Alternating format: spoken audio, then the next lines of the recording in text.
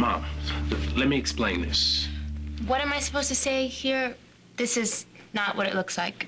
It's not. Can you tell me what this woman is doing in your clothes, in our home, in your sister's bed?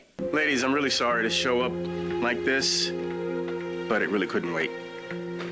Jesse, Annie's brother just died. She shouldn't even be at work. I already gave my statement. But Annie, I really think you have more to say. Kendall, could you give us a few minutes? Are you up for this? I'll be fine, Kendall, thanks. Okay. Thank you. Annie, I am not here to upset you. Can we make this quick, though? I have a lot of work to get done. Sure. Let's start with the phone call I asked you about. The one from Richie's cell to yours, hours after he knocked you out. Yeah, I think I actually figured that out. Cool. Let's have it. Well, sometimes I hit the wrong button on my phone. So I think when it started ringing, when I was in the movie theater, I took it out, and instead of turning the ringer off, I inadvertently answered the call and then just shoved it back in my purse. So, but I never actually spoke to Richie. Okay. Tell me about the movie. Do you really think I do a hit and run on my own brother? This is routine procedure. I really need to know where everybody was when Richie died. My brother, ripped his ankle monitor off and took off after a fight with me. So I felt responsible, and I was upset, and I needed to clear my head, so I just went to a movie. I mean, Ryan has the note I left him if you want to dust it for fingerprints. Well, what was the name of the movie? Whose prom is it anyway? And which theater was it at? The one by Memorial Park. Did you go alone? Yep. Okay. Was it crowded? Why, you want to know if somebody can vouch for me being there, prove I was actually there? I'm just being thorough. What time did the movie start? It was 8 or 9. I'm not really sure. Ticket stub? Do you want me to take a lie detector test? Because I will, Jesse. I will take a lie detector test right now. Annie? I am not the one who ran over Richie. And that is the honest truth. Hook me up to a machine and I will swear to it.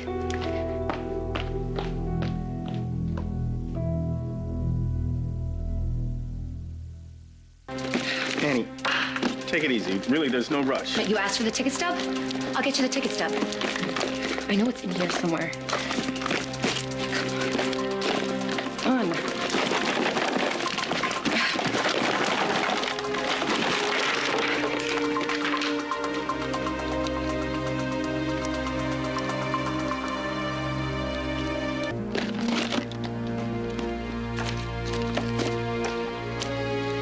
Okay, here's my ticket stub.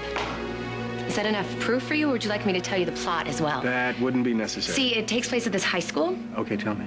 And there's this new girl. She's not as pretty or as popular as the other girls, but she's smart. And of course, naturally, all the girls like the same guy. So there's this great big competition. But then the girl from the beginning, the one who everybody doubts and picks on, she fights harder than anybody. And in the end, she wins. It was just for the night, Mom. Besides, I thought you said you were going to be at work. So you lied to me. I did not lie to you. At the hospital, you said you took Randi to someplace safe. Okay, I wasn't specific. It was just a favor for a friend. This is not funny, Franklin. And she is your patient. Ex-patient. Dr. Mommy doesn't really want her baby boy getting involved with a cheap whore, now does she? I never said that. You didn't have to. All right. I asked if Randi could stay at the hospital for an extra night. Now, she doesn't have insurance, so they said no. I don't exactly get health insurance doing what I do. The shelters are full. Now, she could either, 1, live on the street, 2, go back to the man who beats her, or she could stay here for the night. And then what, Frankie? Tomorrow, we help her into a shelter that she feels comfortable with, and then we help her find a more permanent place to live. We?